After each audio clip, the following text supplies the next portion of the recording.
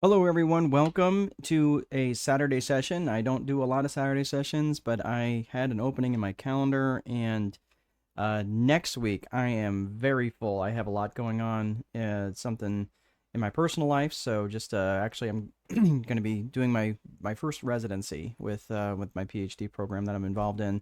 So I'm excited about that, but I'm unfortunately not going to be able to do a lot of these sessions next week. So I want to take advantage of doing one on Saturday for those of you who may be interested in trying to get a little bit of education in on the weekend and when you don't have a lot of time during the week, especially if you're a solopreneur, you're starting a side hustle. I totally get it. So you're here to learn about marketing magic specifically for business owners. So if you're a business owner, this is really going to resonate with you. If you're not a business owner, this is still going to resonate with you because there's going to be lots of different things that are going to be important to you to learn, especially if you're targeting other business owners. So this is going to be important for you. So if you are joining me, please let me know where you're from and what line of work that you're in. We had quite a few people signing up for this. Let me just take a quick look. I'll give everybody just another minute or two to join us. But if you are, yeah, quite a few people, almost 50 people sign up for this. So um, I do know I got some messages. Again, I usually get messages in advance of, hey, I'm not going to be able to attend this. I've got a thing I forgot about, or they signed up or had something else come up. Totally get it. If you did sign up for this through Eventbrite, you are going to get the replay sent to you automatically. If you are seeing this on LinkedIn, which again, who's like on LinkedIn on the weekends? Hardly anybody, but that's okay. We're broadcasting to LinkedIn, we're broadcasting to Facebook and on YouTube. So if you are on any of those platforms, you'll be able to see it on those platforms as well. So just want to let you know, again, if you are joining me today, you are here to learn about marketing magic. Let me close out some of these 52 different windows. Does anybody else have that problem with opening too many tabs? My gosh, that is like one of the worst things they could have done is allowed all these different tabs to be opened on the on the browsers. All right, so if you are joining me today, please let me know where you're from and what line of work that you're in so I can make this relevant to you. And so one of the things, let's see, we've got Yogeshwari. Oh, hey, good to see you again. Good to see you again. Yogeshwari from London, starting up a fashion brand and looking forward to it. Yeah, I'm glad to see you again, Yogeshwari. All right, so we've got a bunch of people joining me. If you please let me know where you're at and where you're from, so that way, what line of work that you're in, just so I can again make this relevant to you as best as possible. So also a couple quick things. We're going to get right to it because there's a lot of things around marketing specifically that I want to make sure that you understand. But we are going to be looking at this specifically from a top-down strategic approach. If you know me and you've known me for more than 11 seconds, you know I'm going to take a top-down approach to viewing things. Why is that? Because I don't want to give you a tactic that isn't aligned with an overall strategy. So, in order for us to speed up, we have to slow down a little bit. You have to understand the strategy first and foremost so you can speed up on the back end. And this slowing down to speed up, it's like sharpening the axe, right? You're sitting down to sharpen the axe, or sharpen the saw so you can cut more wood later on. And that's what we're doing. We're taking that time to slow down a little bit, look at the broader picture rather than try to just keep doing the same thing over and over again. Rather just give you a tactic without context. I'm going to give you context first so you know how to apply the best tactics. So this is what we're doing first and foremost. So again, if you are joining me now and you're looking to expand your business or you're looking to get some marketing help, first and foremost, I just want to make sure I know where you're from and what line of work that you're in so I can make it relevant to you. But also I want to make sure too that you're not multitasking. Please don't multitask. Please don't try to do too many things at once because right now, again, that split attention is not going to be helping you at all. It's not helpful. And that's one of the things that I've noticed. Again, we'll talk about this here in a little bit, but when you've got too many different priorities going on, too many priorities, if you've got like 50 priorities, it has the same impact as having no priorities.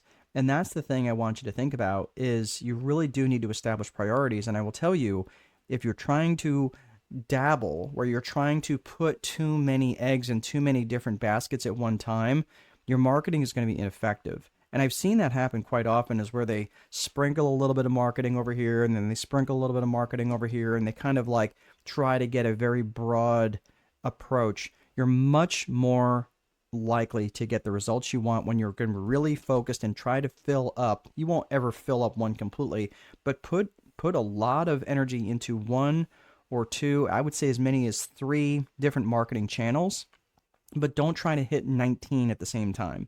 Most of you just don't have that budget. You don't have the budget for that. So what I would say is try to hit 1 or 2 or 3 marketing channels at a time. I would say find one that works really, really well for you, and then always have a second or third that you're developing. That would be my suggestion. So that's what we're trying to do. We're trying not to be all over the map. We're trying to be targeted and focused. So I don't want you to be multitasking on this call today. We've got a few other people joining us. Let's see here. We've got Tanvi.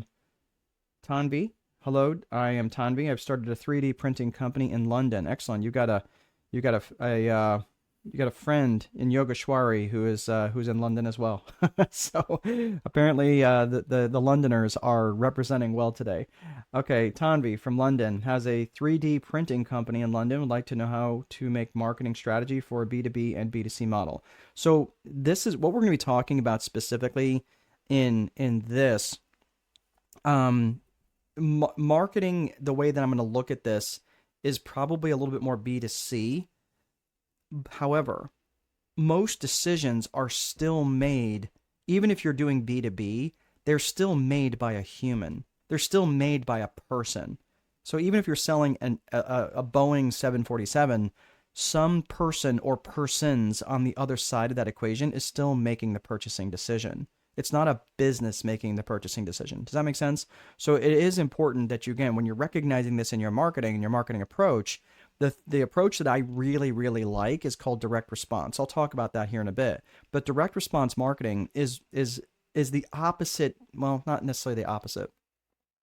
It's basically, I guess I would call it the opposite of branding. So when branding is just kind of putting your name out there with no real expectation for you to act. That's like, hey, drink Coke. That's branding. That doesn't really say, okay, drink Coke where, how, where am I buying it, for how much? Doesn't say anything. Direct response would be like, hey, go down to this store between this hour and this hour, bring 5 pounds with you and buy a Coke, right? For, or buy 3 Cokes for 5 pounds, right? Or buy, for €10 or $12 or whatever. That's direct response. That is taking a very specific, telling that person to take a very specific action. So this will apply to both the B2B and B2C model. But so again, what we're going to be doing is we're taking a top-down approach here. So this should be helping you and get a little bit more clarity in that, Tanvi. So we've also got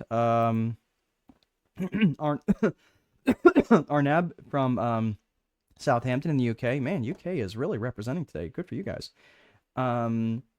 Startup of Infotech for 1 year. Looking forward to marketing magic. All right, very good. So we've got a lot of things to cover. We're going to get right to it now.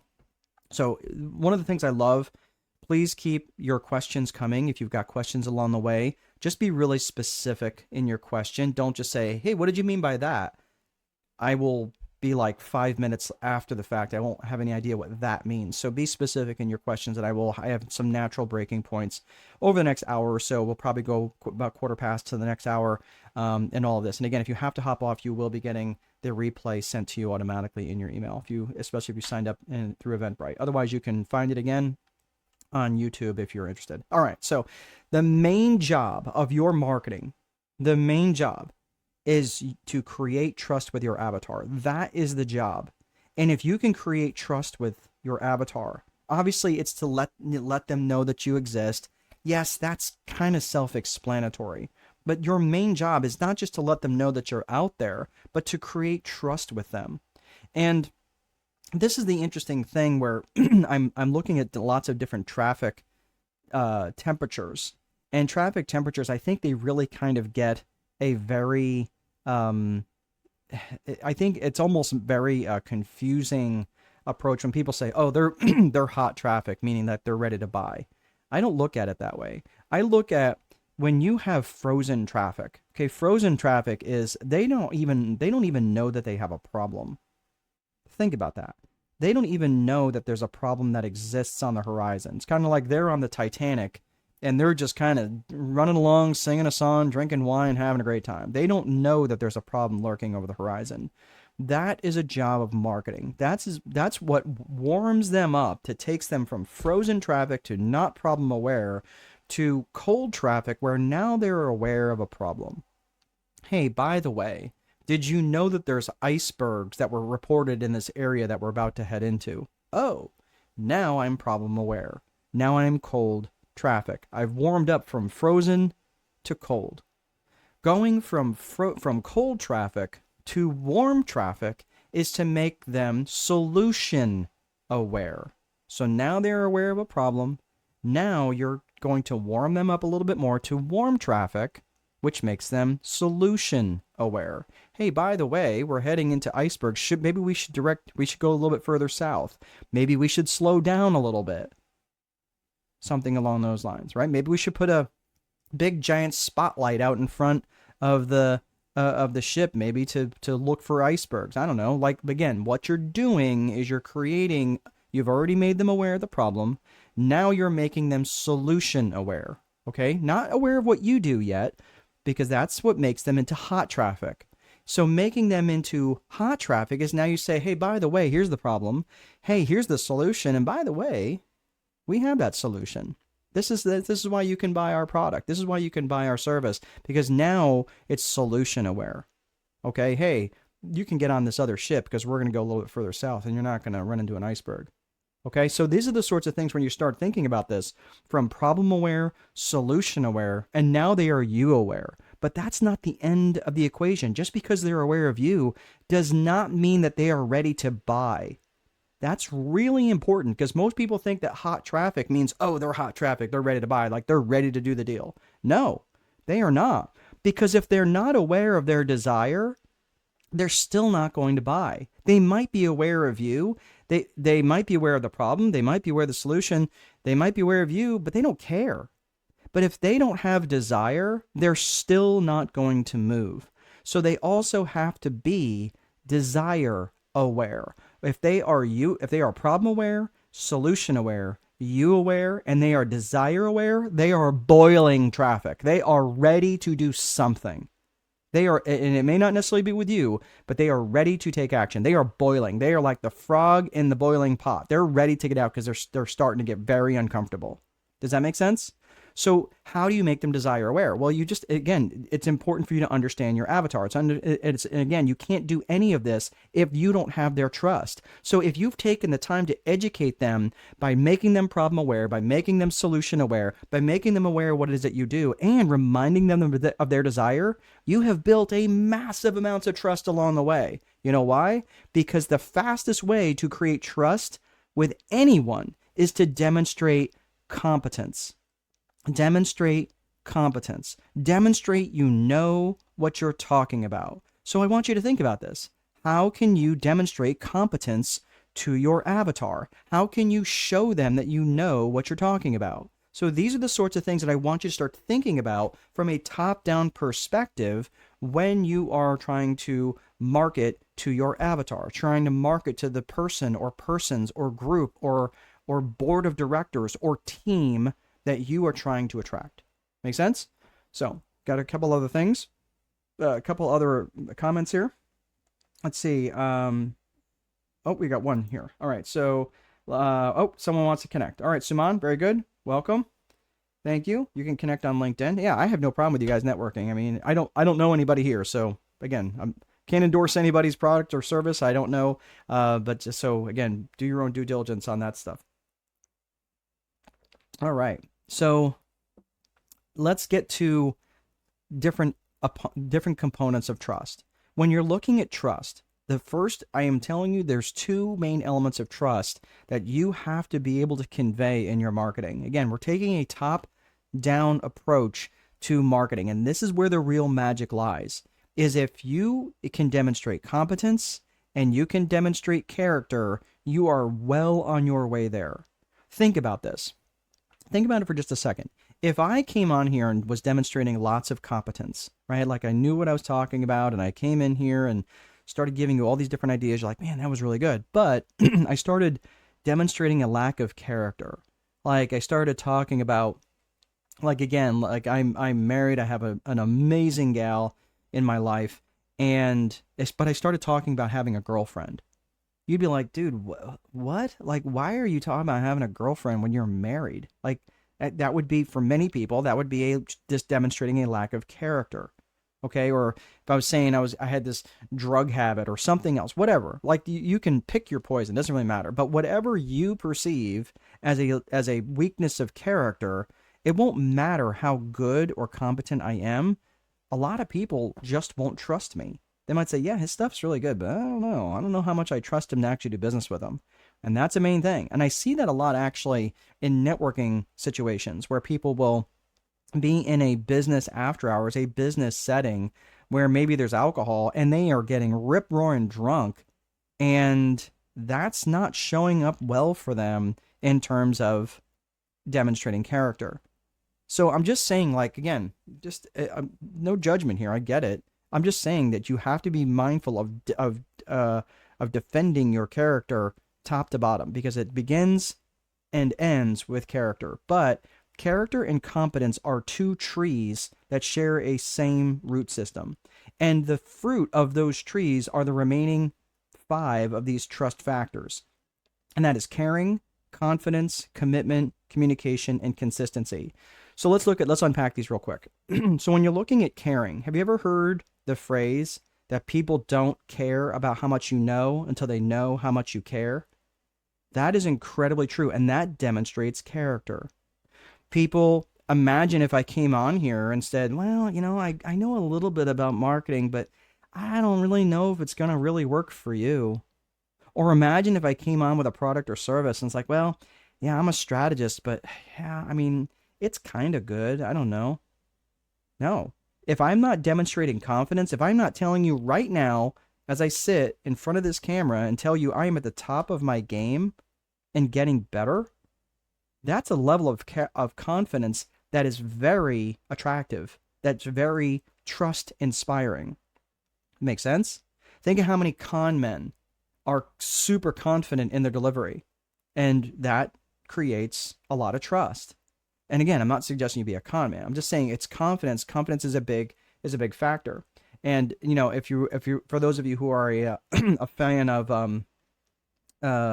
Napoleon Hill, he wrote the laws of success. And the second law of success is self-confidence. So it's a big deal, especially in creating trust with your avatar, with the person on the other side of the table. Then you're looking at commitment. How committed are you? And I see this as a big problem, especially among entrepreneurs, and especially serial entrepreneurs, meaning that they're starting a new business every other week. And that's a real problem, because they're like, dude, what are you actually committed to? Are you committed to that business you started 3 weeks ago? Or are you committed to this new idea that you had standing in the shower this morning? Make sense? So what's the level of commitment? What kind of commitment trust can I have with you? How much communication do you do? How often do you communicate? How well do you communicate? How effective is your communication? And lastly, consistency. How consistent are you in delivering trust and creating trust? How much are you showing up when you say that you need to show up, or how often you need to show up? So all of those elements, if you're missing any one of these elements, people may not trust you, and you may never know why. So it's really important that you really put that self-evaluation lens on there, and maybe ask people, hey, if you were to rank me from 1 to 10 in these 7 areas, where do you think I'm the weakest?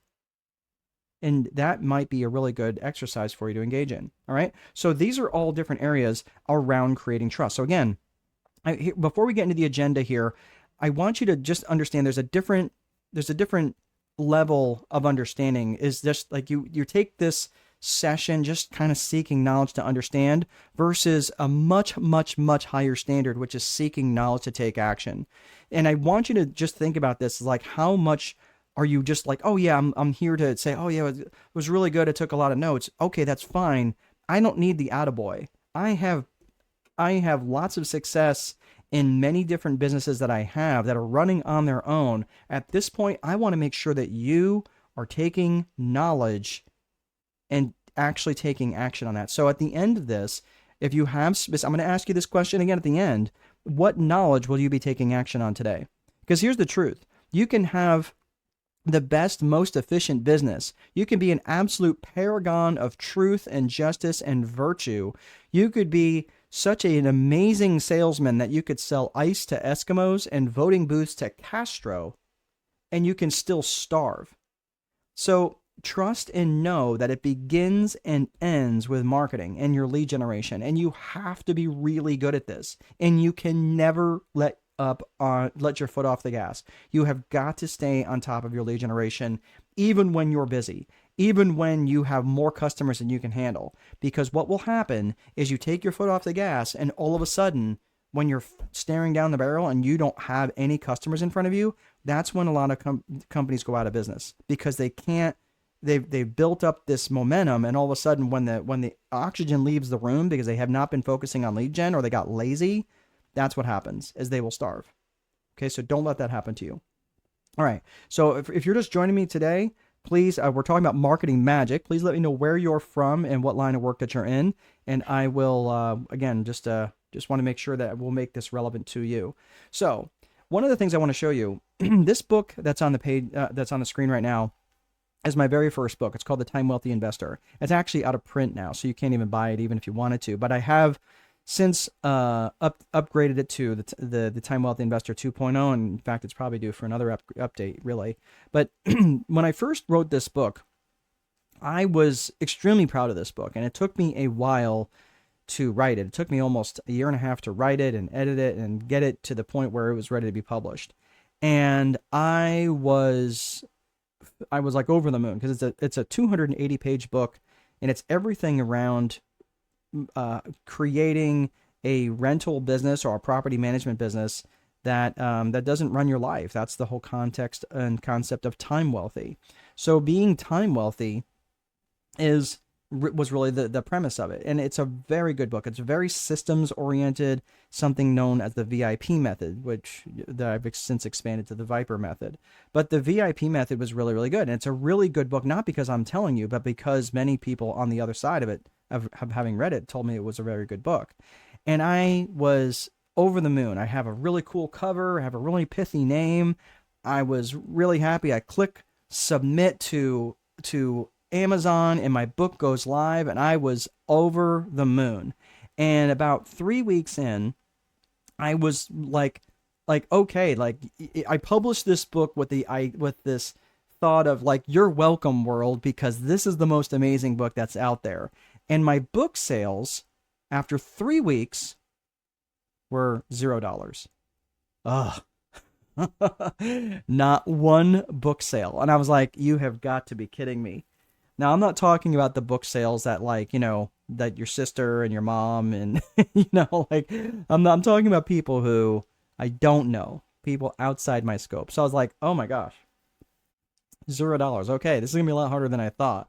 So I started to learn the marketing side of things. I've never sold a book before. I just like put the book out there and thought, okay, this is just what you do. You put out a good book and people will buy it. Well, not at all the case. So I really dialed down into this brand. I created this brand called Landlord Coach. I already had the brand in place, but I was really starting to promote it through the brand. I was creating all sorts of different funnels, and I was posting like 2 or 3 times a day. I was doing all sorts of marketing. I was emailing. I was cajoling. I really started to put a lot of effort into selling the book. I paid for Amazon ads. I paid for Google ads. I paid for Facebook ads. My volume increased tremendously, and I spent pretty much the better part of 3 months doing nothing but trying to sell these darn books. And from all that effort, I went from $0 in sales to $95.64.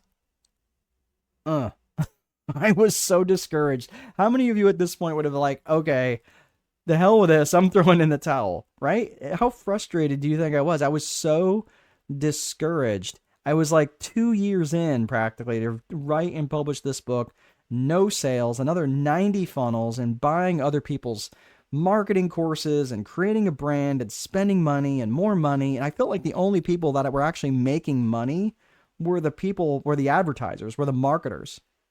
And to only have 12 sales. Keep in mind, that number isn't even profit.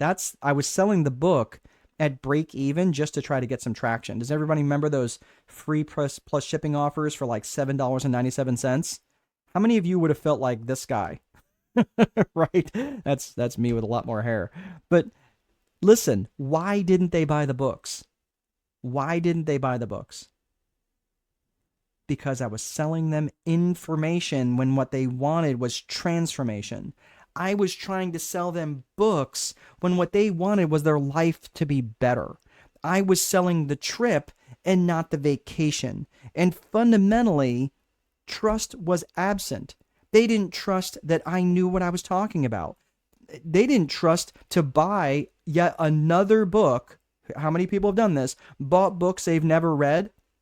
Again, if I had 3 hands, I'd put them all up, because all these books that you buy and it ends up sitting on the shelf, you have every intention of reading it. But for people who are time weary, do you think that they have time to sit down and read a 280-page book?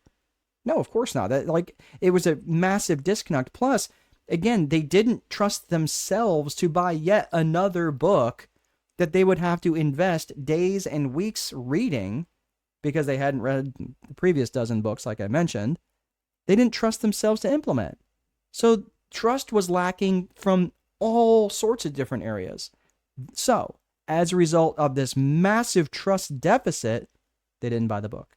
And I had done very little to demonstrate trust with the avatar or to create trust with the avatar. Okay. So of those 7 elements of trust, and remember, the quickest way to demonstrate trust is to show them that you know what you're talking about. And I did nothing more than just go, here's my book, buy it.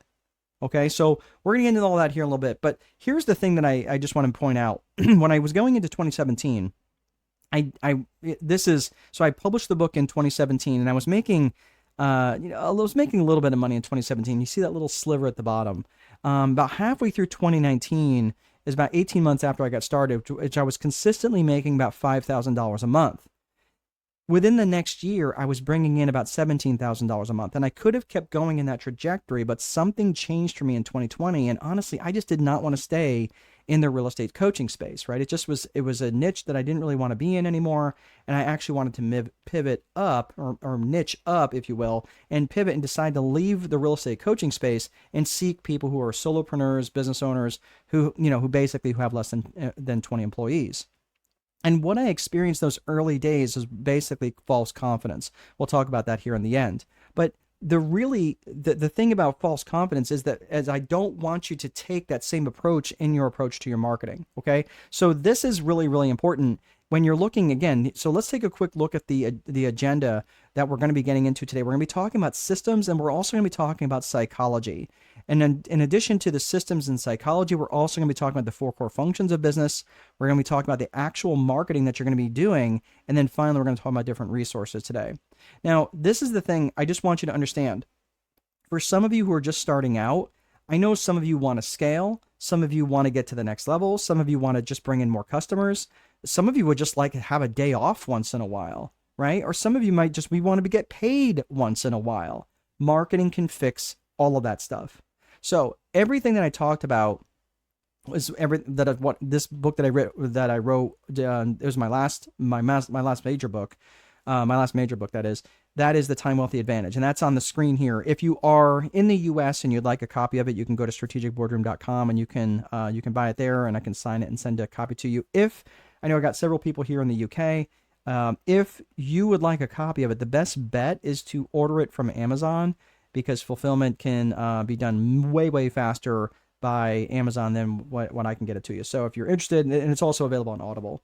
Unfortunately, it's narrated by me, so you have to listen to my voice. But but I'm not here to promote the book. I just want you. I'm telling you about the book because it really goes deep into what's called the Viper method, and the Viper framework is what I'm going to talk about here next. And this is the systems component to the business. So if you're trying to put a business together, this strategic framework is very, very important, specifically when I get to business vision. So hang in there with me for just a second.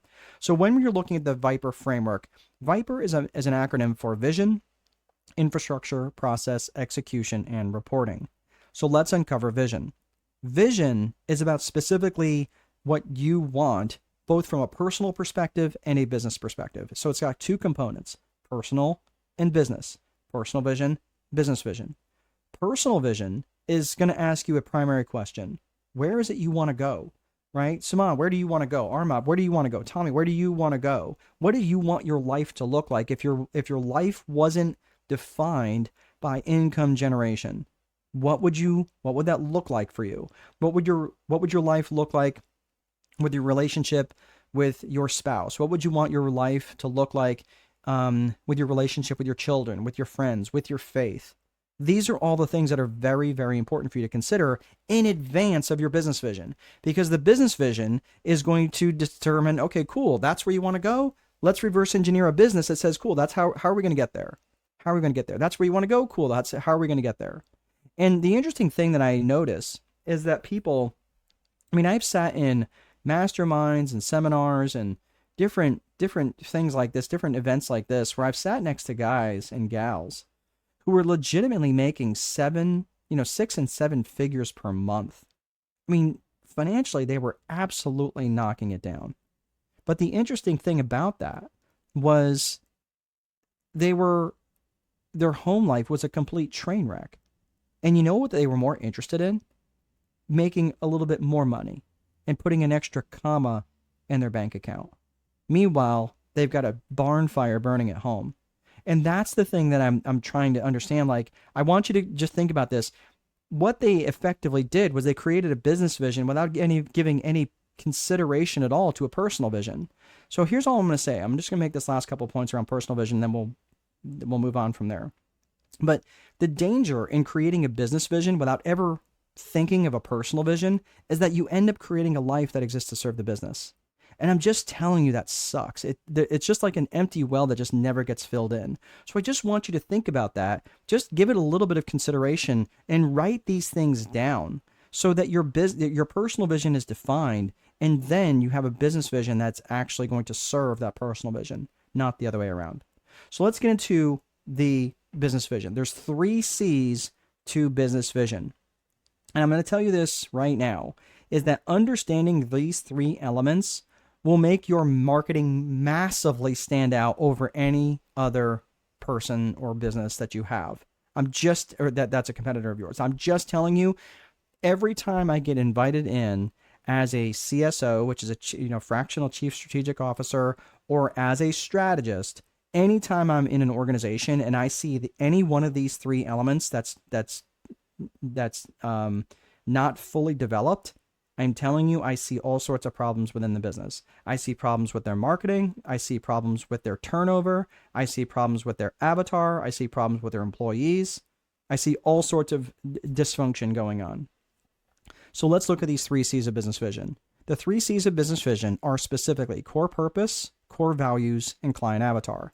And this is absolutely critical to have all 3 of these elements defined in your marketing. And if you're not going to take the time to do this, I'm just going to tell you right now, go ahead and leave. Because I'm just telling you, if you don't do this, everything else you do is going to be fragmented. It's going to be much more expensive, and it's going to be ineffective.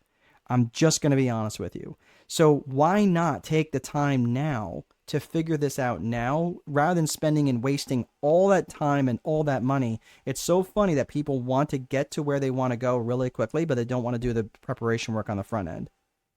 Okay, so this is the preparation on the front end. So let's talk core purpose.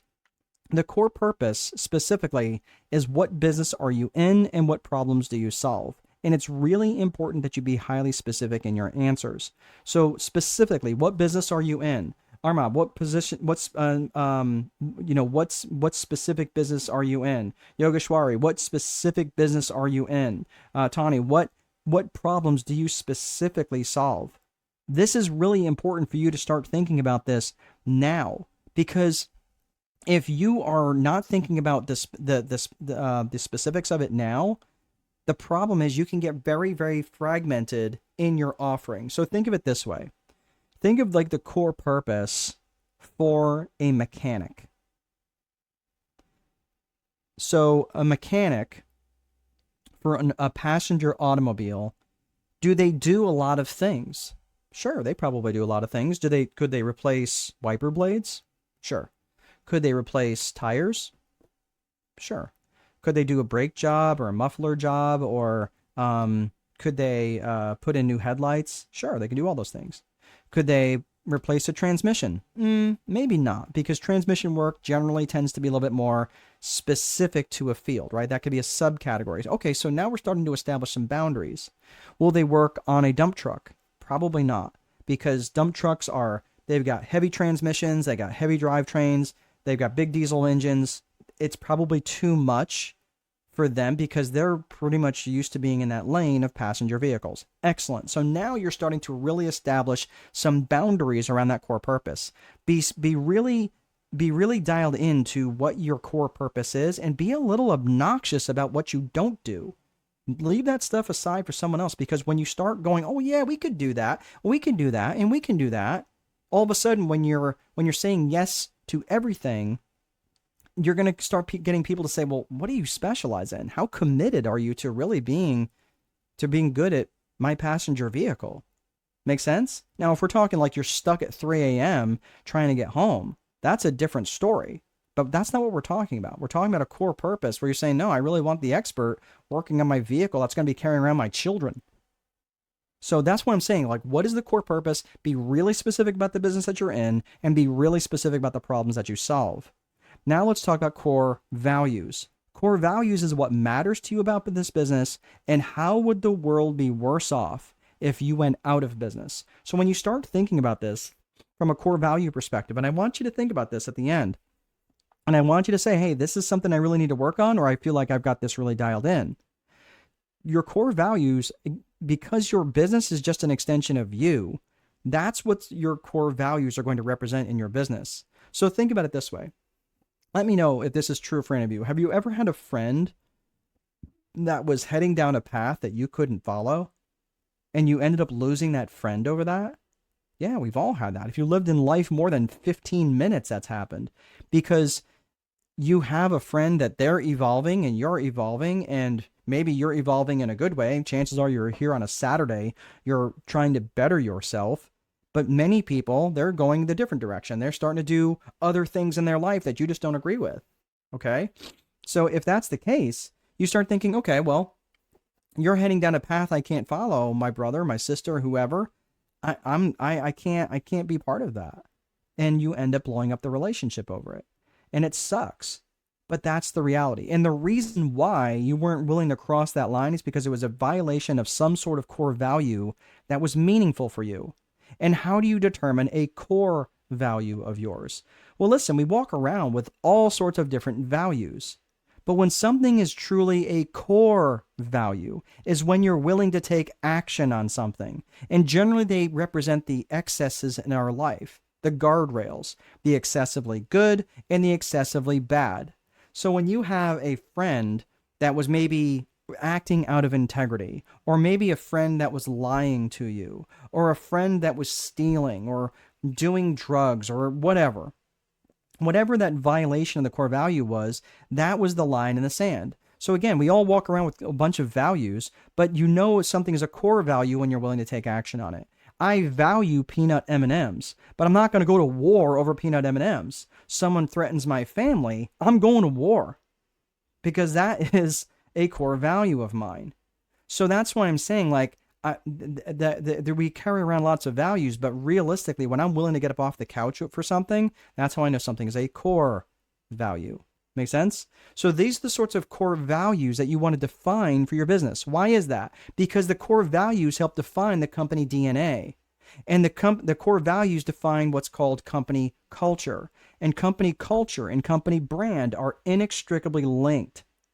And that's really important because the company culture is what's experienced by the employees of your organization. The company brand is what's experienced by the clients of the organization. And all of that stems from core values. Those are really important for you to define. And it comes out in your marketing. Think of a company that you may know in your sphere that has a very strong company brand. Virgin Atlantic might be one that, for those of you on the call, that might be thinking of that, right? Yogeshwari is saying yes many times, so many times. I moved and lived in 3 different countries and found and lost so many friends. Yeah, and it's heartbreaking, man. Like, I have had that happen, especially when I was in the Marine Corps. I live here in the Midwest now. I grew up in New York, and there's a lot of people who I grew up with whose beliefs I just don't share anymore.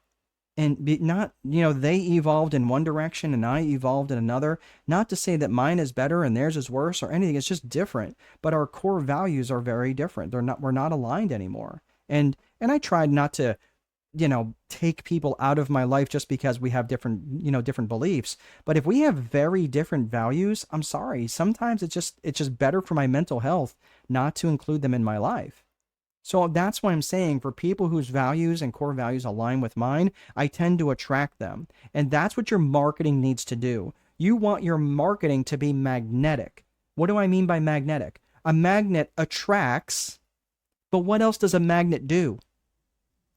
A magnet repels, doesn't it? So you're attracting what you want to attract and you're repelling what you don't. And that is what your core values will help you do, is attract who you want to work with, and it will repel who you don't. So when you're putting that out there about your core values, about what's important to you, I'm just letting you know that's exactly what people that what you will attract to people. For example, I had 18 people on the call earlier. You know how many are on here now? There are 11. So, did 7 people just decide they hated my face?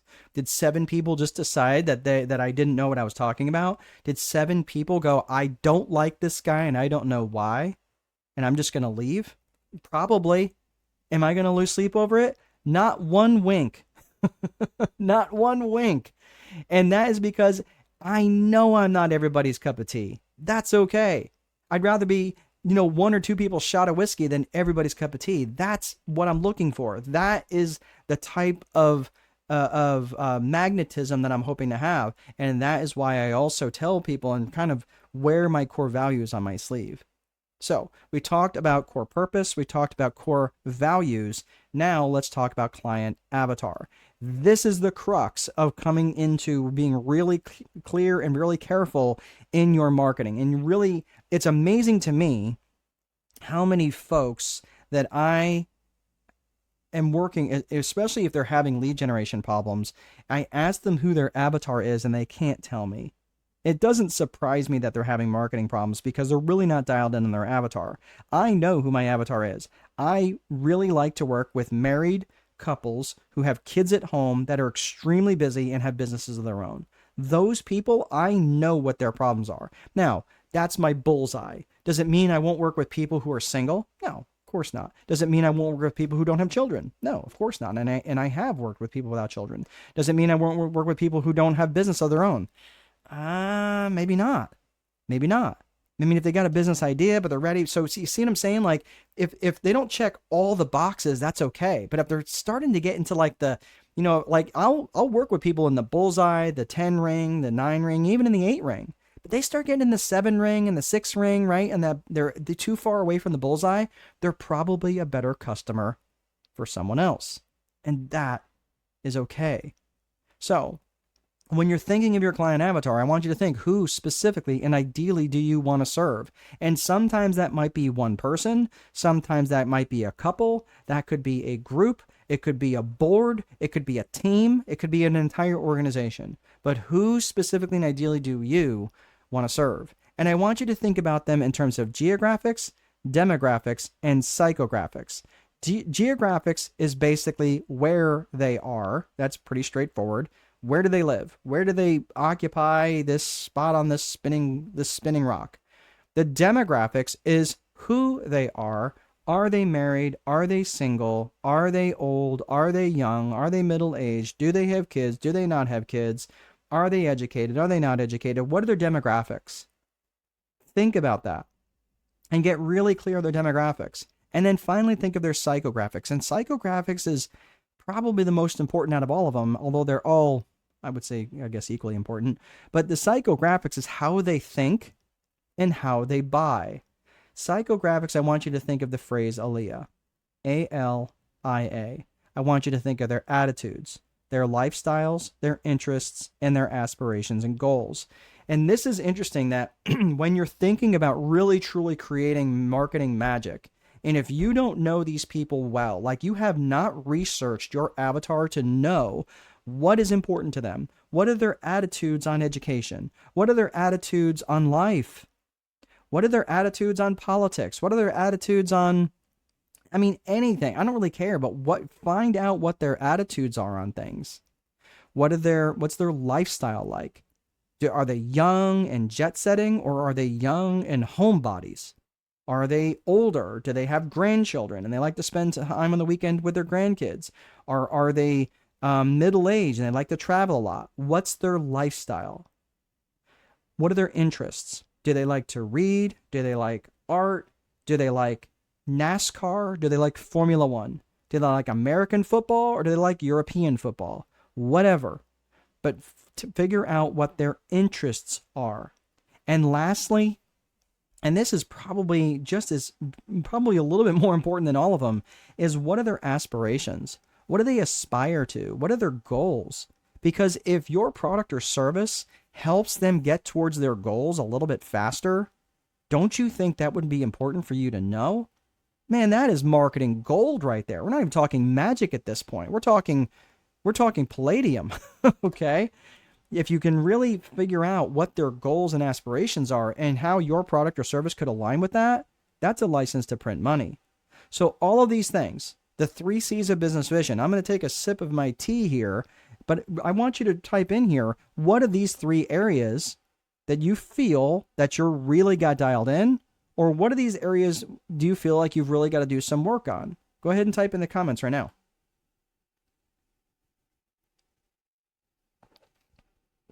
And by the way, I'm drinking some green tea with some local honey. Oh man, is that really good? I got a bee guy who used to be a policeman, and now he sells honey. Good stuff. All right, so I'll let you guys type that in. Go ahead and type in your answers. But of these 3, the core purpose, core values, and client avatar, it's really important that you decide what are these going to be and write them down. If they are not written down, I'm telling you, from a 1 to a 10, they're no greater than a 5. But you really need to write these things down. But take the time to do the research and really get clear. Do some introspection about the core purpose and core values and client avatar. And keep in mind, it might be a little bit of an iterative process, a little bit of back and forth, where you have to say, okay, well, I kind of worked on this a little bit. This is what I want, but let me go back and look at the core purpose again. And you might have to think that out. All right. So Yogeshwari has a question. Quick question. For one avatar, we can have more than one aspiration, right? Oh, absolutely. Yeah, they may have lots of aspirations. They may aspire to go back to school. They may aspire to write a book. They may aspire to have children. They may aspire to get married. Yeah, they can have all sorts of goals and aspirations. It doesn't necessarily all of them have to, because most of them are not going to align with your product or service, but 1 or 2 of them may. That's why, again, so really, really good question. Absolutely. So they may have, and you might also have a client avatar, but you may have subcategories within that client avatar. For example, like I mentioned, I like working with business owners, but I also like working with entrepreneurs. I also like working with solopreneurs, people who are just one-man armies. But really fully, I really truly do like and enjoy working with business owners, people who are in business already and they have employees. That's kind of my sweet spot. But it doesn't mean I won't work with solopreneurs or even entrepreneurs who have a business idea that are ready to pull the trigger. Okay. So Yogeshwari, and avatars can be more than one for a company or brand. They can be more than one person for sure. Yes. But what's the sweet spot of avatar numbers for one company, like 3 different avatars? So here's the problem. If you have 3 different avatars, if you like what I'm talking about is an ideal avatar. I want you to have an ideal person. Just like I said, I like working with married couples who are in business for themselves, that have kids at home, that are super busy. Right, so I defined a lot of things. I defined their lifestyle. I defined their demographic. Right, I really like. I mean, I'll work with them generally within the United States, but I'm not opposed to working with people outside the U.S. But generally, they live in the U.S. They are married. They are. They tend to be Christian. But again, this is what I'm saying. Like, this is the ideal avatar that I like working with. Okay. So let's start checking the boxes. If someone comes to me and they are not a Christian, will I work with them? Yeah, sure. I mean, faith is a big deal for me. I'll respect their faith, right? But if they're not a Christian, will I say, no, I'm not going to work with them? No, no. But as long as they respect that I have a faith and they have faith, generally probably be a good alignment. If they're an atheist, probably not going to work. Probably not going to work. Just being honest, okay? But what if they were not married? What if they were single and their spouse died? What if they were single and they were divorced? Okay, yeah. Does it mean I won't work with them? No. Let's see what the other ones look like. Are they in business for themselves? Yes. Do they have children at home? They have children, but they don't live at home. Okay, that's fine, right? Are they super busy? Absolutely. So do you see what I'm saying? Like, the problem would be is if I look at this avatar, I've defined an ideal avatar. I've defined that ideal avatar of, like, again, Christian, married, business owner, kids at home, super busy, right? So I've got these 5 things. So if I look at this and I'm only checking like 2 out of the 5 boxes, I don't know that that's going to be enough. I don't know that's going to be enough for me to be effective for them. And which of those 2 are being checked are also a big deal. So I'm just saying, like, again, think of it at the dartboard where the bullseye is all 5, but there's a 10 ring and a 9 ring and an 8 ring. You start getting outside the 8 ring, you're like, you hit some 7s and some 6s and some 5s. My advice is probably those are better off customers of someone else. Does that make sense? So really what we're trying to do is dial it into one specific avatar that you really like to work with. And then if they happen to not fit that perfectly, that's okay. Okay, so think about it that way. Let's see. Yogeshwari is saying 70 to 80% checklist match is good with my ideal avatar. Yes, that's kind of what I'm thinking. Yeah, I think I know what you're saying. So if that's a question, yes, I would say somewhere in there, you want to think about how many of these, how am I going to get as many of those boxes checked that's going to align with the ideal person or group? Or again, think of me, my avatar is actually a couple, a couple, like 2 people, right? Husband, wife, right? That's what I'm looking for. But have I worked with single individuals that didn't have any children? Yeah, I have. But again, that's why I also interview these people. They don't have an ability to buy my strategy work directly off a website because I interview them first to make sure that they're a good match, right? So Yogeshwari, got it, makes sense now, much appreciated. Oh, truly my pleasure. Thanks for the question. So get dialed in on the 3 C's of business vision: core purpose, core values, and client avatar, and it's going to make your job so much easier in your marketing. Remember, your job is not to provide good service. Your job is not even to provide or come up with a satisfied customer. That's the default setting. And this is what I'm thinking about when you're trying to do this in your marketing. Your job in your marketing, think about it. If you go to a restaurant and you sit down with your significant other or one of your pals, and you're there with or one of your mates, and you're like, okay, you get seated quickly. The waiter or waitress hands you the menu. You look, you order your food. The drinks come in a reasonable amount of time. The food comes in a reasonable amount of time. You eat. They check on you. You're good. You get the bill. It's a reasonable amount. You pay it. You leave. You're very satisfied. Are you going to be raving about that to anybody? Are you going to be telling, wow, I am so satisfied? No. Your job is not to have a satisfied customer. Your job is to not provide good service, because that is the default setting. That's not going to move the needle for very many people. No, your job is to have raving fanatics about your business. And that starts in your marketing. Okay? So again, you have to think about this in terms of creating these raving fanatics in your business. So again, and this all starts by educating them early on about what they should expect from you in your business, and doing that and tying that into your marketing. I talked about this in the terms of the 4 types of traffic. There's really 5 types of traffic, but I'm just keeping it simple for right now. But that frozen traffic frozen, cold, warm, and hot. These are people, again, the frozen traffic, they are not problem aware, right? Think about this. Well, let me put this out there and then I'll give you the analogy. You got frozen traffic that are not problem aware, cold traffic are problem aware, warm traffic is solution aware, and hot traffic is you aware. But there's that boiling traffic, which is now they are desire aware. They are aware of their desire and they're like, wow. And they might be self-aware of that. But your job is also to remind them of their desire. So I'll give you an example. Have you ever got into one of those clickbait stupid things like on Facebook or on even even like MSN or some news site where it says you see an article and it says 7 ways that cucumbers are going to kill you. By the way, this includes pickles, you see in parentheses. Oh man. You're like, man, oh my gosh, I ate pickles last night on my cheeseburger.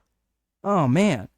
Right? We've all clicked on those ads. I know you have because I'm not the only one clicking on them.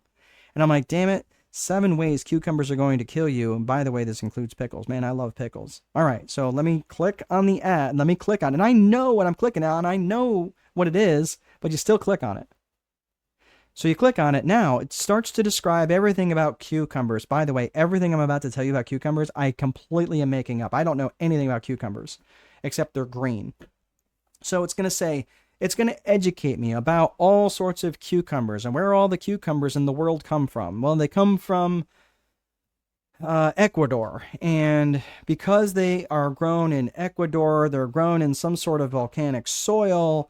And because they're coming into your home country, they have to be sprayed with a certain chemical and it causes butt worms. Okay, right.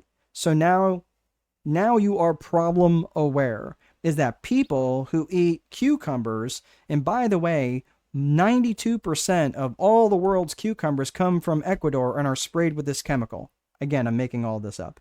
Okay, now you are problem aware, all right? And this chemical causes butt worms, and you don't want butt worms. Okay, that sucks, okay? Now, so what's the solution? Well, the solution is to purchase homegrown in your own country cucumbers that are grown organically and not treated with this chemical because it comes from Ecuador. Make sense? You are now solution aware. You're now aware that these cucumbers exist.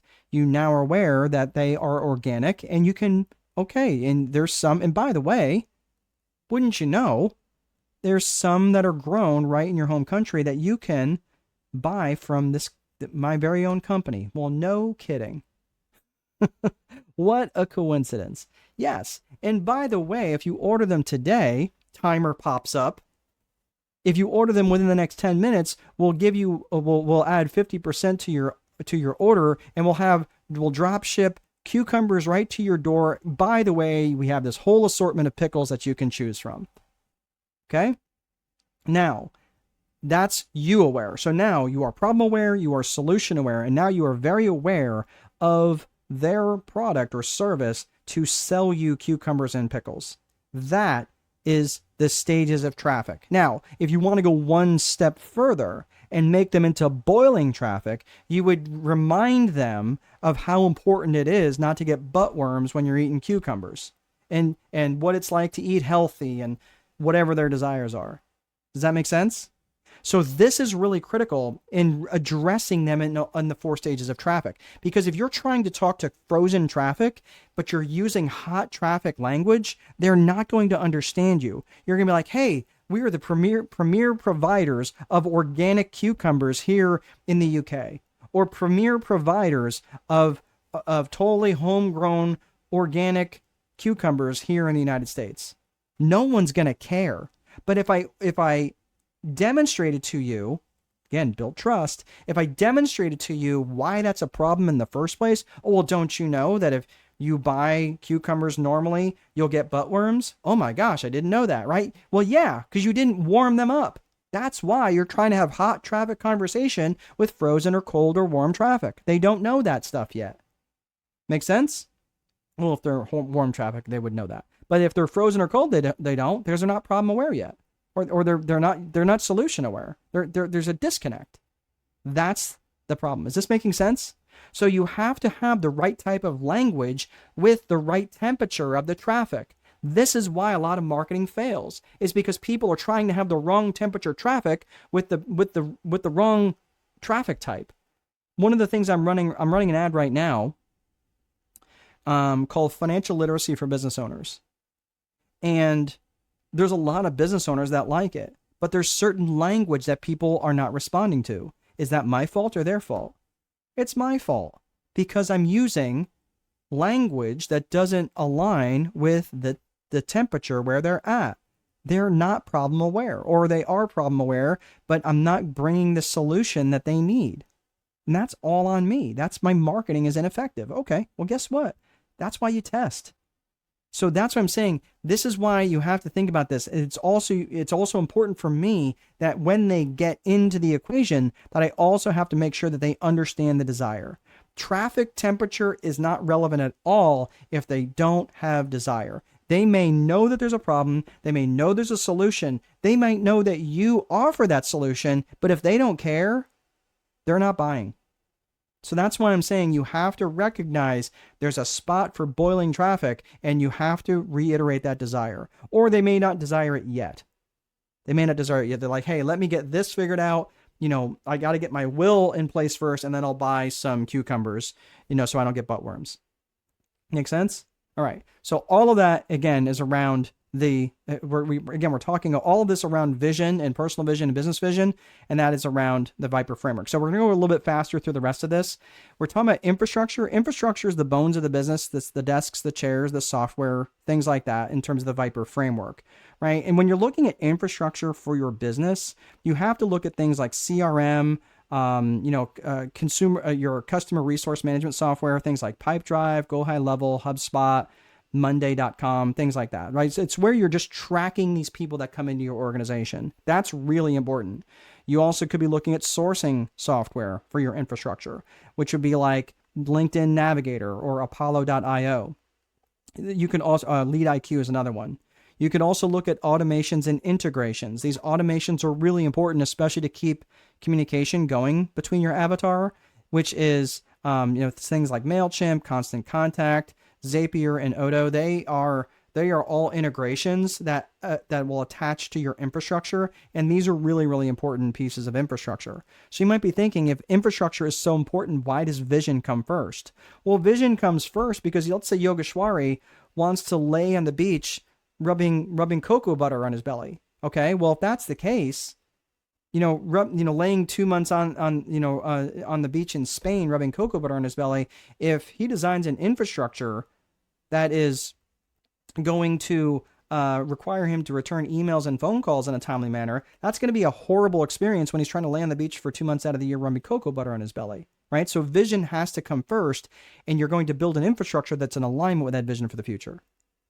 So now let's keep rolling. So we got vision, we got infrastructure, and now let's look at process. Process is simply how you do things. And you're looking at things from a tactical perspective, and you're also looking at things from a strategic perspective. So process, from a tactical perspective, it's how you do stuff from a day-to-day basis.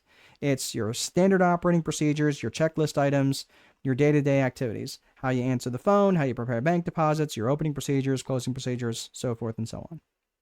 When you're looking at your process, you also need to look and consider your strategic planning, because strategic planning is going to direct your business in some sort of strategic direction, rather than just sitting in the harbor waiting for whatever economic winds to blow you around. No, you're going to take it out of the harbor and go make some trouble.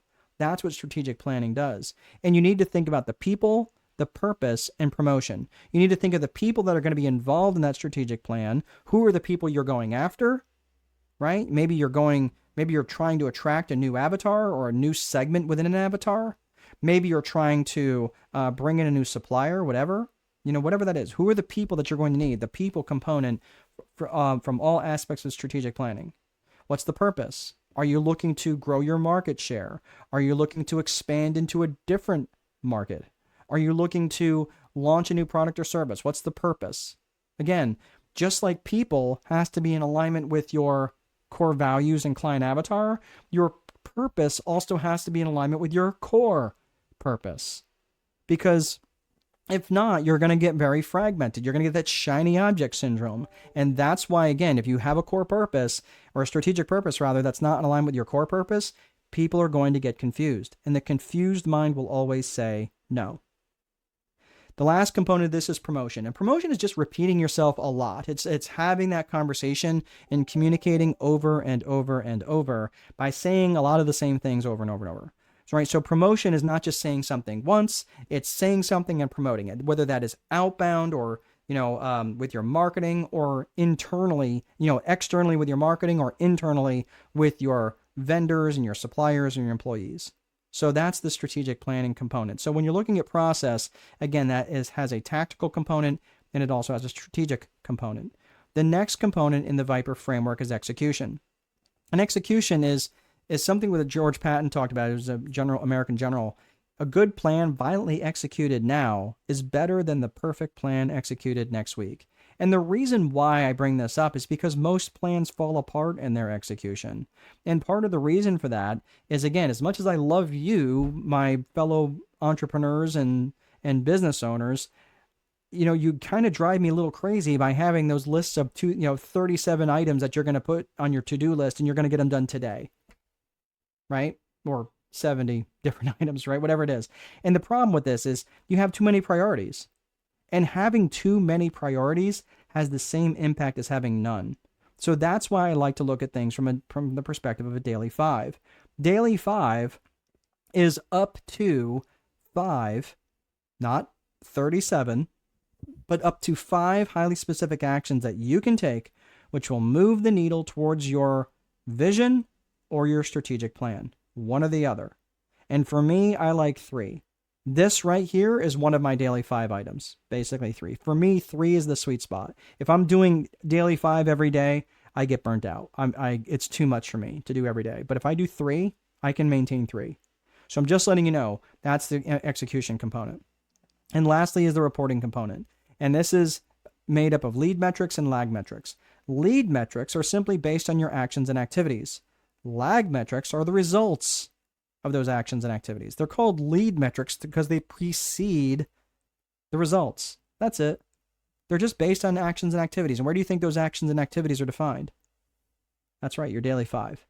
So really, that's all it is. So you're looking at the needle moving activities, and those actions and activities, those are the ones that should produce the results. So you're measuring both lead metrics, your actions, and you're measuring the lag metrics, the results of those actions.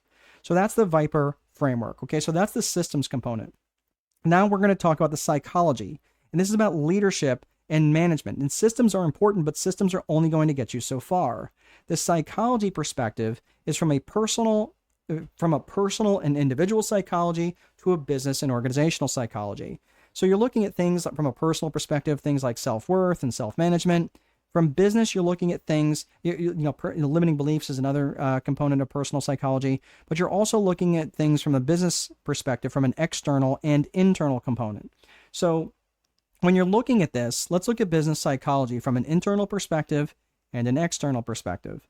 The internal perspective, you're looking at things like management and leadership. From an external perspective, you're looking at things like vendors, which might be related to negotiations. You're even looking at things like politics. That's the politics I'm talking about, not office politics, the politics that we all love to hate.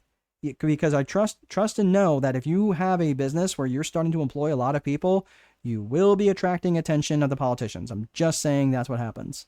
So be prepared for that. The other thing is about buying psychology, and that's really what I want to be spending a few minutes on here so you can understand the psychology component. So this is something I spend a great deal of time really trying to understand, especially understanding buying psychology. And I spent a lot of time researching this. So let's talk about that. Before we get to that, we're going to get to the 4 core functions of business, and this has to be true in every single business. So the 4 core functions are lead generation, sales, operations, and accounting. And your customer's journey through your company happens in that order. First, they experience the lead generation and your marketing. Then they experience your sales and your sales and the selling conversation. Then they experience the operations and fulfillment, and then you get paid. Make sense?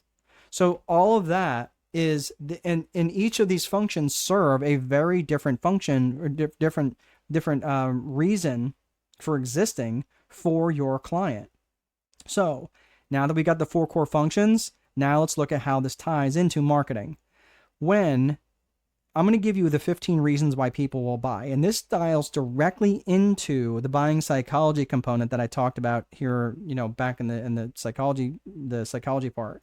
What I want you to do, I'm going to take myself down, and I want you to take a screenshot of this.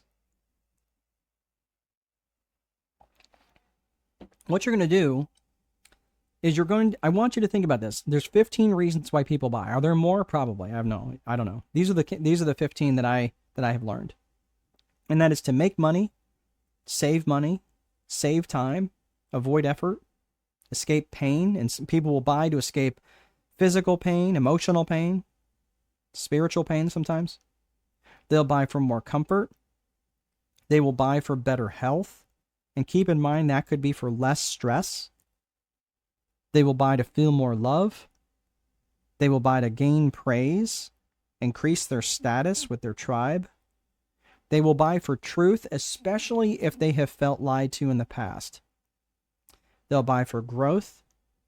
Then that could be physical growth, mental growth, spiritual growth, educational growth, whatever. Right? Growth in their knowledge. They'll buy for novelty. They'll buy for more control or more certainty, and they will buy to be in contribution to others. So here is your homework. And this is really to help you understand how your product or service fits in to how and why they buy. So what I want you to do is I want you to make a list, say get, 8 or 9, 8 pieces of paper, and you can use back, front and back. But let's say you got 8 pieces of paper, and you're going to come up with the 15 reasons why people buy, right? Make money across the top of one of those. And I want you to come up with all the reasons, directly or indirectly, how your product or service helps people make money. Remember, get a little creative with your answers. You're like, well, dude, I don't do that. I do IT, or I sell coffee. Okay, but how do you directly or indirectly help people make money? As a strategist, do I directly help people make money? It's more indirect for sure, because I do help them with understand their marketing and put their marketing plans together. So yeah, I would say I have a direct link in terms of how I help people make money. Do I help people save money? Well, yeah, from a marketing perspective, I look at that and I say, well, not just in marketing, but I want them to be much more efficient in their marketing dollars and their ad spend. So they're not just throwing good money after bad on their marketing. So I do help them save money. Do I help them with truth? I don't know. I'd have to really think about that. I'm not really sure if I really help them with truth, but that I know that a lot of my customers surely have felt lied to in the past by other coaches or other, quote unquote gurus or whatever. Or maybe they just haven't, they tried the wrong approach for their strategy. So all I'm saying is come up with as many reasons as possible how you and your product or service helps them make money, save time, avoid effort, escape pain, and so forth. So imagine if you came up with 10 different reasons, directly or indirectly, how you help these people do this. Imagine now you've got 150 different ways that you can help your avatar. But you can't do this unless you have taken time to define your avatar. You see what I'm saying? Like that's why the 3 C's are so foundational. Because if you don't take the time to really understand that, you're really going to struggle with the rest of it. Your marketing is going to be very, very fragmented.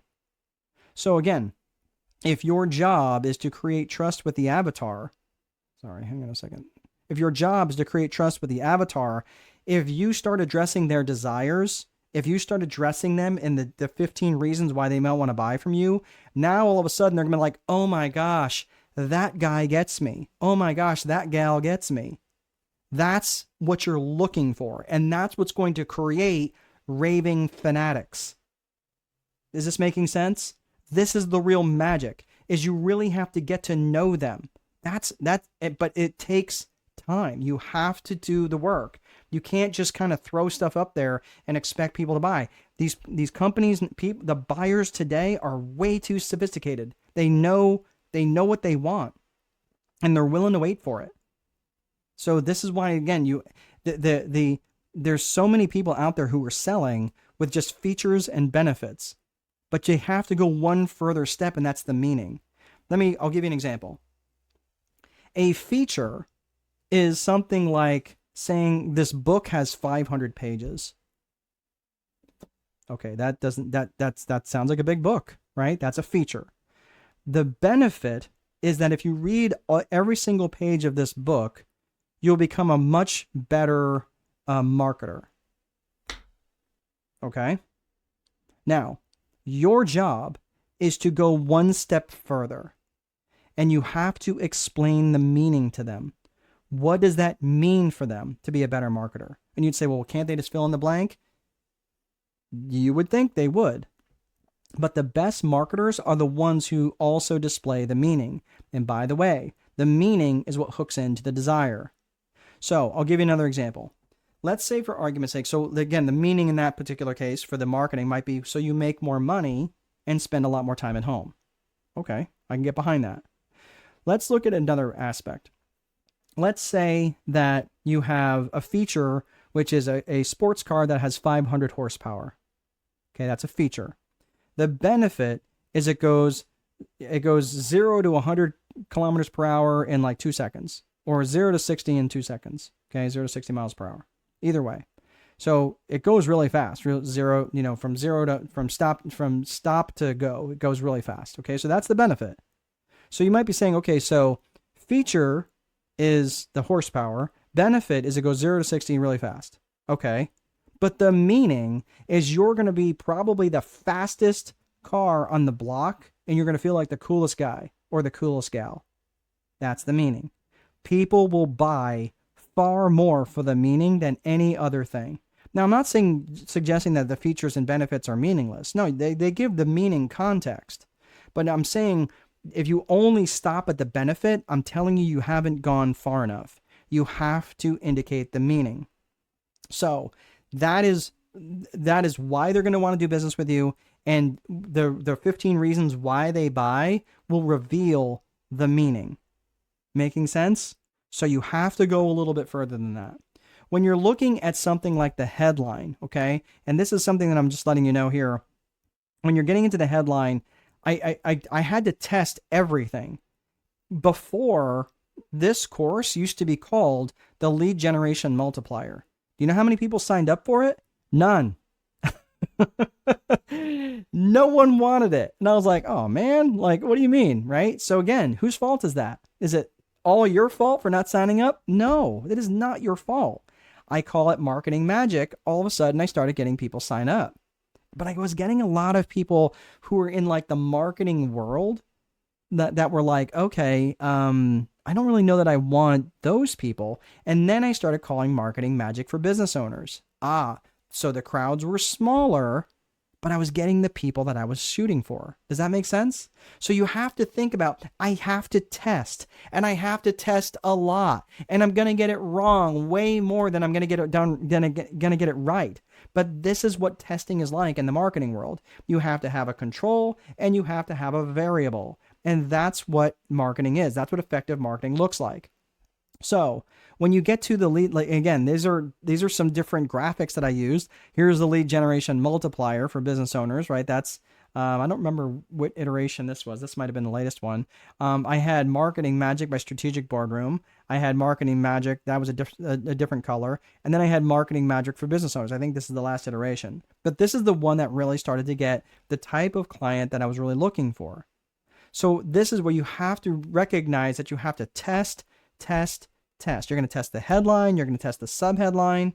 You're going to be testing all sorts of different things. And when you find a winner, you're going to continue to try different iterations and make it better and test and continue to test. And that's what the name of the game is.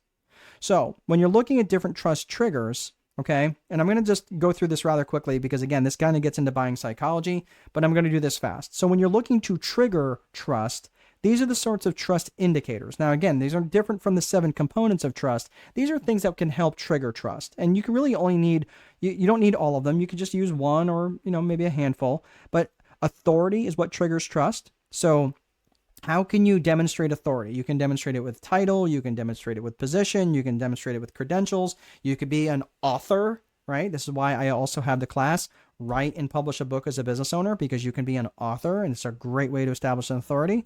You can have trigger trust through affinity.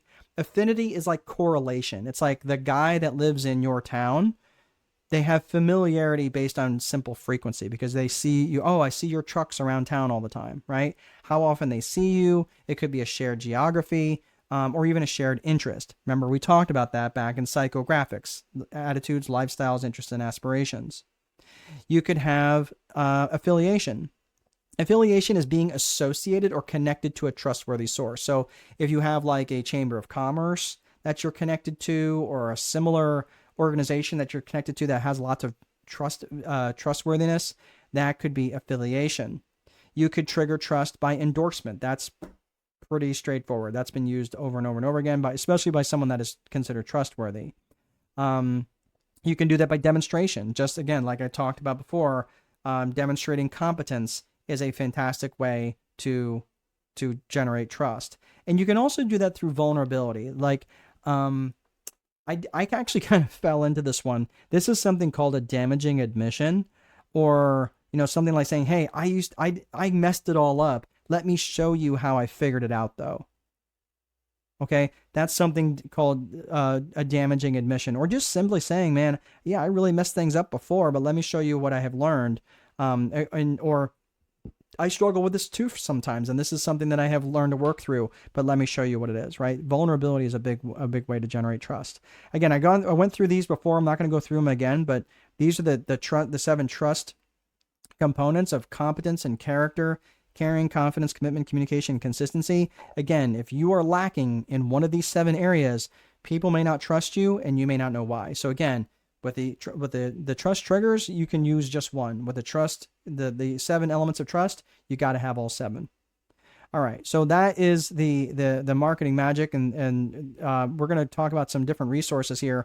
Again, when we're talking about the lead generation, sales, operations, and accounting, I just want you to keep in mind that a lot of people will look at this like it's a one, then the other. Let me get myself out of the way here.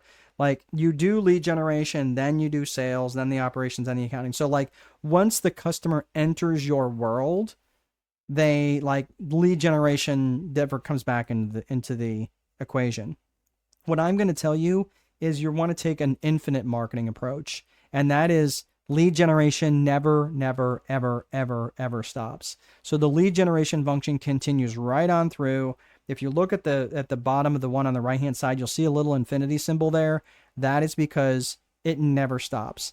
And you might think, okay, well, when do I stop marketing to these people? Look, when they have demonstrated to you that they are not your client avatar. So in other words, you keep marketing to them until they say, hey, basically, I moved out of your geographic area and I don't really know anybody in that area anymore.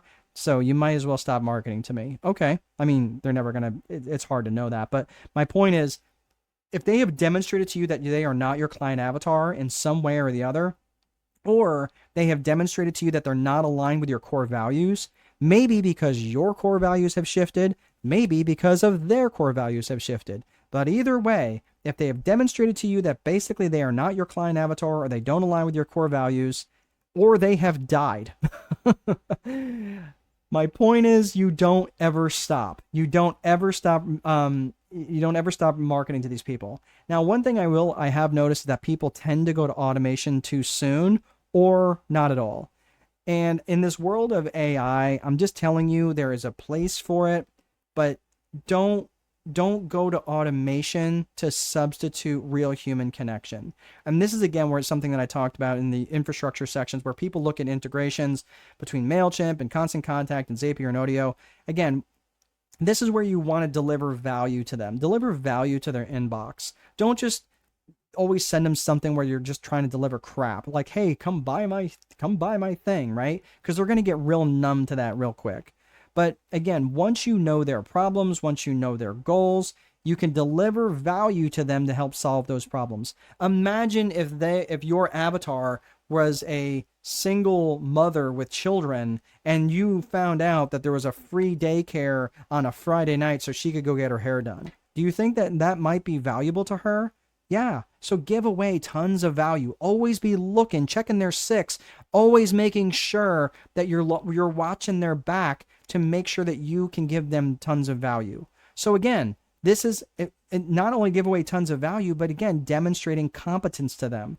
So this is everything that I have to bring to you guys today. In the beginning, I asked you about seeking knowledge to understand versus seeking knowledge to take action.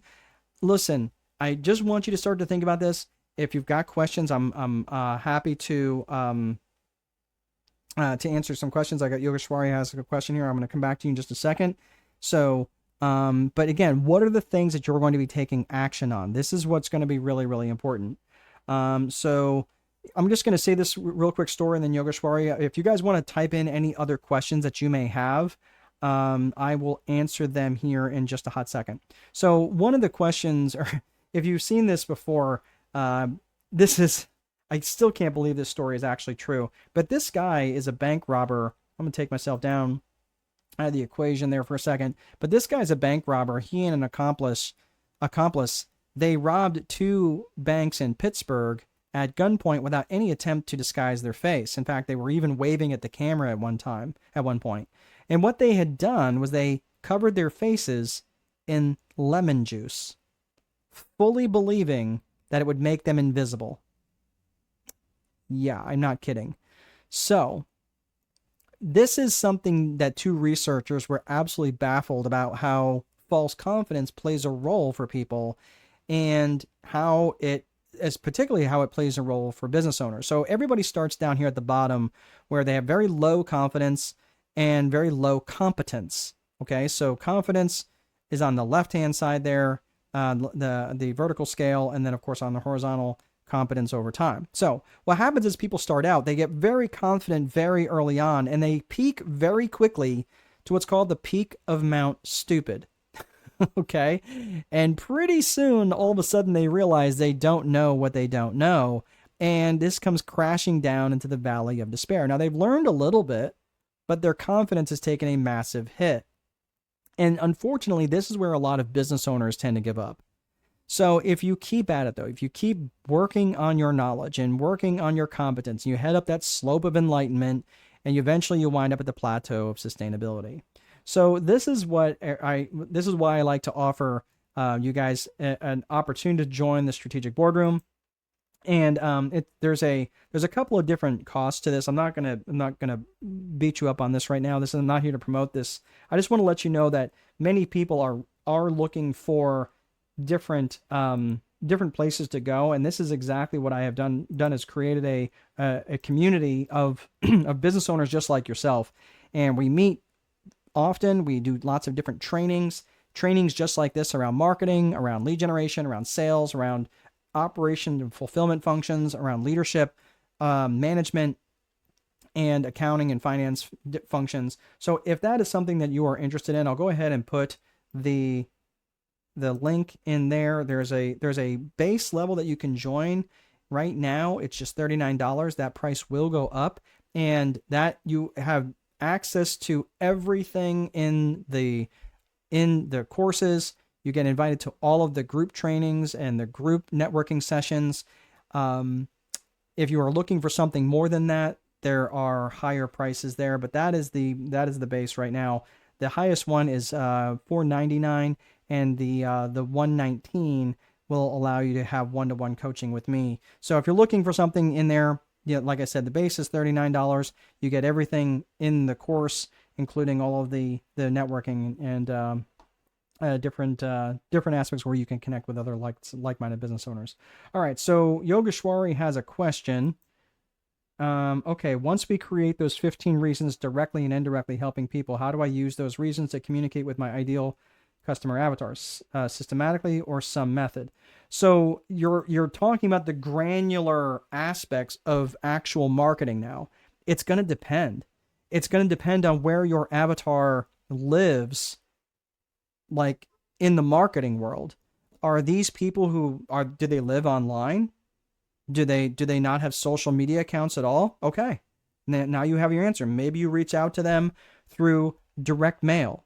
Maybe, yeah, direct mail is a very real and alive thing. Do you reach out to them with cold calls? Do you reach out to them by knocking on their door? Do you reach out to them on by launching ads on Facebook? Do you reach out to them by putting ads on Instagram or YouTube or some other way? So I can't really answer that question unless or until I really know your avatar. So Yogeshwari, again, you're saying, so now I know these different reasons. Okay, great. Well, how do I reach out to them? Well, again, we're constrained by, an hour and 30 minutes on this call. I could probably talk another 5 hours and not hit everything that I know about marketing because I had to spend years getting good at this. And I still have a lot to learn, but I have figured a lot of things out. And right now, as I'm attracting different avatar, like I'm attracting avatar from all over the world, and I have no intention of doing that, but just because of my name getting out there, and I've got people from multiple different countries that are joining me today, although UK was very heavily represented today. That's great. But here's the thing. My geographic generally tends to land in the United States. Does it mean that I wouldn't work with someone in the UK? Not at all. Not at all. I would be happy to, as long as they align in other elements of my avatar, as long as I really truly feel that I can help them. If I don't feel like I can help them, I'm not going to take their money. So it's important that you know when you're looking at this from the avatar perspective, that's why it's important for you to understand their attitudes. What's their attitude on social media? They're like, no, I hate social media. I don't want to be on it. Okay, great. How do you reach them? How do you reach them? There's got to be other ways. Do you reach them on television?